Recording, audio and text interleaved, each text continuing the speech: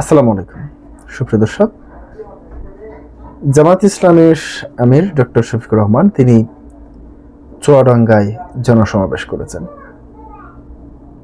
প্রিয় দর্শক, তিনি তার জনসমাবেশে যে বক্তব্যটি দিয়েছেন সেটি হচ্ছে 24-এর বিপ্লব ছিল বুলেটের বিরুদ্ধে, এবারকার বিপ্লব হবে ব্যালটের মাধ্যমে।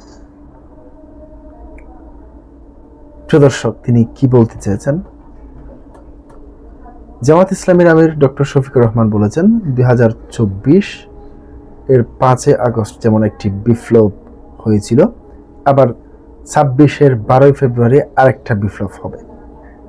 24 এর বিপ্লব ছিল বুলেটের বিরুদ্ধে, এবারকার বিপ্লব হবে ব্যালটের মাধ্যমে। দেশের ন্যায় ইনসাফ কায়েম করার জন্য, দুর্নীতিমুক্ত বাংলাদেশ গড়ার জন্য, আধিপত্যবাদ থেকে বাংলাদেশকে মুক্ত করার জন্য, চাঁদাবাজি ও হয়রানিমূলক রাজনৈতিক পুরনো ব্যবস্থাকে তছনছ করে দেওয়ার জন্য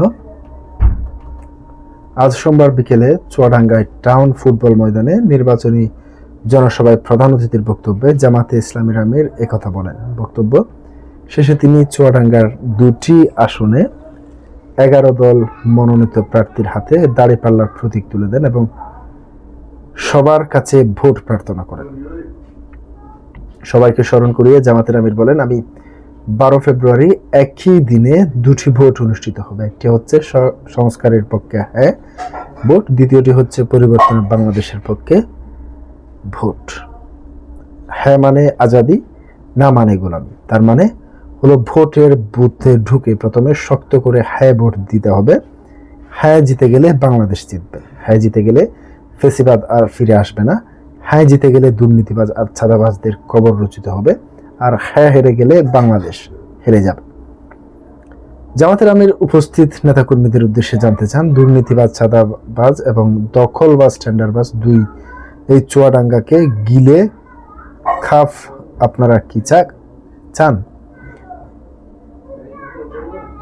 প্রভুত্বের সবাই ঐক্যবদ্ধ না হলে?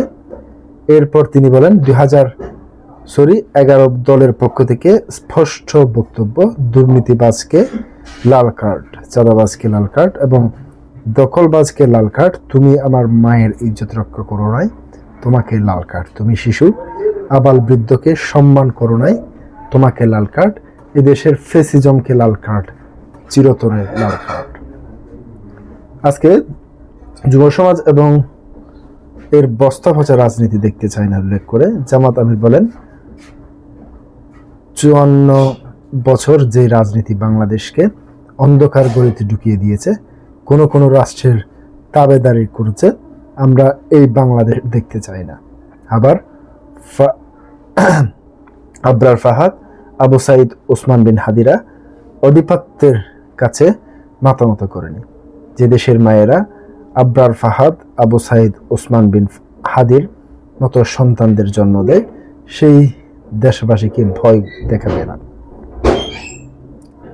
আজ বুধবার ঐক্যবদ্ধ হয়ে পুনরায় নতুন ফেসিবাদের বিরুদ্ধে তার প্রমাণ রেখেছে দেশের প্রতিটি বিশ্ববিদ্যালয়ে ছাত্র সংসদ নির্বাচন। আমরা নিশ্চিত বাকি বিশ্ববিদ্যালয়গুলোতেও নির্বাচনের একই চিত্র ফুটে উঠবে।